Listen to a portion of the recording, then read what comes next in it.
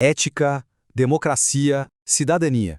A gente ouve essas palavras o tempo todo, não é verdade? Elas parecem grandiosas, distantes, mas e na prática? O que elas significam de verdade? Bom, é isso que vamos desvendar aqui. Como essas grandes ideias se conectam e saem dos livros para moldar o nosso dia a dia, da teoria direto para a ação.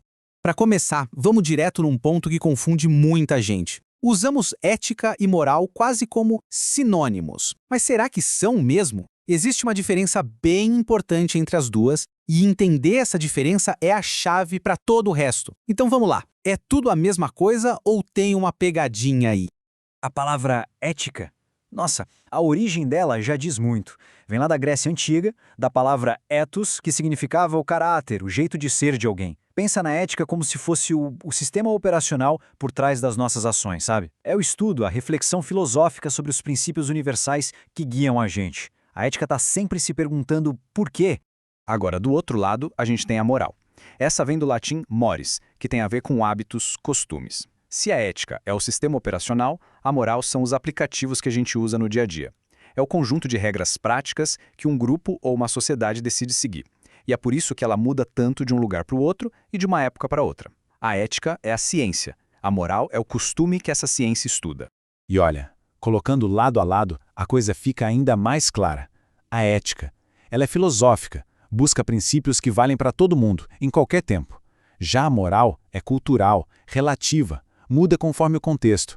A ética, por exemplo, cria os códigos de conduta de uma profissão.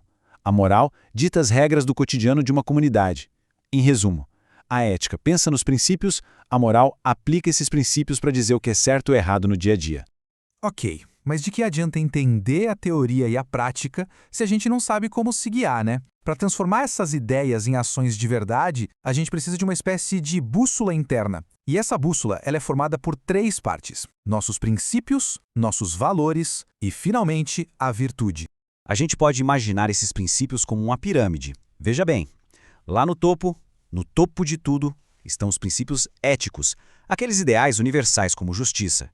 No meio, ficam os princípios morais, nossas crenças pessoais, o que a nossa cultura nos ensinou. E na base, sustentando tudo, estão os princípios legais, as leis, que todo mundo tem que seguir. Um servidor público, por exemplo, vive equilibrando esses 3 níveis do tempo todo. E esses princípios, claro, são construídos em cima de valores. Mas aqui também tem uma diferença sutil. Um valor ético, como a integridade, busca harmonia social, é algo universal. Já um valor moral pode ser algo mais específico, tipo a importância que uma certa cultura dá para a honra da família. Um busca o bem de todos, o outro reflete as convicções de um grupo. E isso nos leva direto a um gigante do pensamento, Aristóteles. Para ele, não adiantava só ter bons valores no papel. A virtude é quando a gente transforma esses valores num hábito, numa prática diária. E segundo ele, a virtude está sempre no equilíbrio. A coragem, por exemplo, fica ali, no meio do caminho entre a covardia e a imprudência. É a prática da virtude que tira a ética da teoria e a torna real no mundo. Muito bem, agora que a gente já ajustou a nossa bússola interna, é hora de ir para a arena coletiva, o grande palco onde todos esses conceitos são testados, debatidos e vividos, todos os dias. E esse palco se chama democracia. A democracia não é uma ideia que nasceu pronta, claro que não. Ela evoluiu muito com o tempo.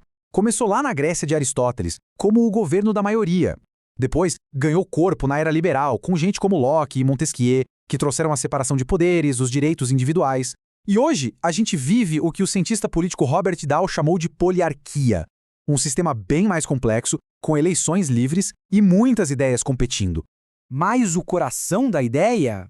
Esse nunca mudou. O ponto central da democracia é que o poder vem do povo. As decisões não vêm de um rei ou de um ditador, mas de instituições que representam a vontade da maioria e que podem ser fiscalizadas. É a negação total de qualquer tipo de tirania.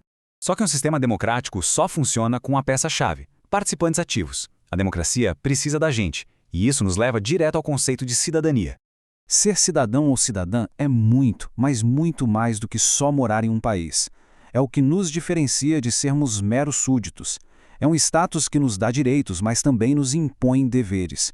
É o nosso ingresso para participar da vida pública, para influenciar os rumos da sociedade. Ser cidadão não é um papel passivo, é um chamado constante para a gente agir. E essa cidadania se manifesta em 3 dimensões, que estão totalmente ligadas. A dimensão civil garante nossas liberdades individuais, a política nos dá voz e poder de escolha pelo voto, e a social garante as condições básicas para uma vida digna, saúde, educação, bem-estar. Uma não existe de verdade sem as outras.